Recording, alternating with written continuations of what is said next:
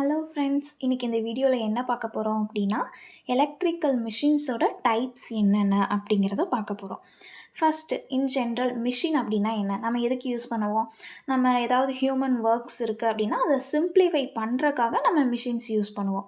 So first machine அப்படின்னா என்னென்னா, இது ஒரு எக்யூப்மெண்ட். அது என்ன பண்ணும் அப்படின்னா, ஒன் ஃபார்ம் ஆஃப் எனர்ஜியை வந்து அனதர் ஃபார்ம் ஆஃப் எனர்ஜியாக வந்து கன்வெர்ட் பண்ணுறது தான் நம்ம என்னென்னு சொல்கிறோன்னா மிஷின்ஸுன்னு சொல்கிறோம்.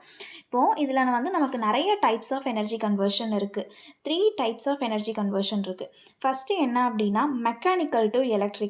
மெக்கானிக்கல் டு எலக்ட்ரிக்கலுக்கு வந்து நம்ம எக்ஸாம்பிள் வந்து என்னென்னு சொல்லலாம்னா ஜென்ரேட்டர்னு சொல்லலாம்.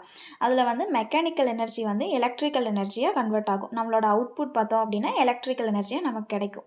இதுக்கு வந்து நம்ம எங்கே அப்ளிகேஷனாக நம்ம யூஸ் பண்ணுறோம் அப்படின்னா, பவர் பிளான்ட்ஸ், ஆட்டோமொபைல்ஸ்லாம் நம்ம வந்து இதை வந்து நம்ம யூஸ் பண்ணுறோம். நெக்ஸ்ட்டு என்ன அப்படின்னா, எலக்ட்ரிக்கல் டு மெக்கானிக்கல். அதாவது அவுட்புட் வந்து நமக்கு மெக்கானிக்கல் எனர்ஜியாக கிடைக்கும் நம்ம எலக்ட்ரிக்கல் சப்ளை கொடுக்கறதுனால. ஸோ அதுக்கு எக்ஸாம்பிள் பார்த்தோம் அப்படின்னா நம்ம மோட்டார் சொல்லலாம்.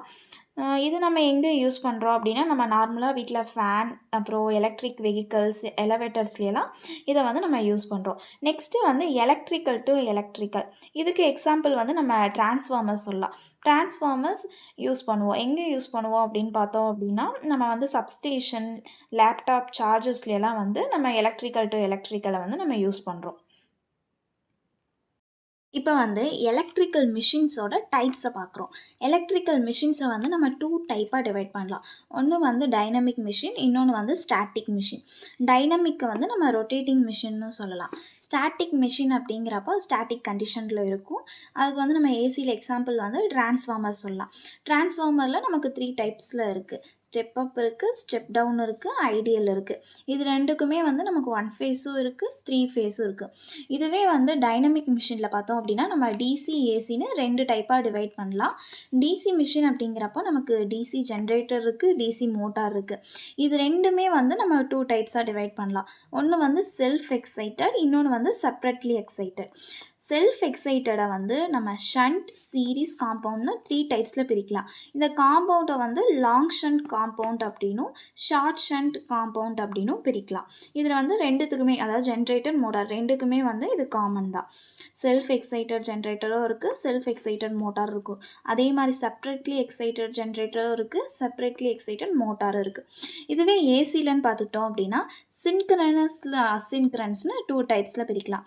சின்க்ரனஸில் பார்த்தோம் அப்படின்னா நமக்கு ஜென்ரேட்டர், மோட்டார், சின்க்ரனஸ் ஜென்ரேட்டர் சொல்லலாம், சின்க்ரனஸ் மோட்டார் சொல்லலாம்.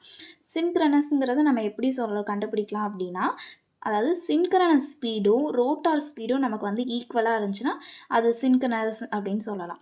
இதுவே அசின்க்ரனஸ் அப்படின்னா நமக்கு வந்து ரெண்டுமே நாட் ஈக்குவலாக இருக்கணும். எக்ஸாம்பிள் வந்து நம்ம இண்டக்ஷன் மோட்டாரெல்லாம் சொல்லலாம். இங்கே ஜென்ரேட்டர் மோட்டார்லாம் நமக்கு 1 ஃபேஸ்லேயும் இருக்குது, 3 ஃபேஸ்லேயும் இருக்குது. இதில் சின்க்ரனஸ் ஸ்பீடுக்கு வந்து நமக்கு ஃபார்முலா என்னென்னா 120 F/P. F அப்படிங்கிறது ஃப்ரீக்வன்சி, Pங்கிறது போல்னு சொல்லலாம். இதுவே ஃப்ரீக்வன்சி வேணும் அப்படின்னா Pn/120. தேங்க்யூ ஃபார் வாட்சிங்.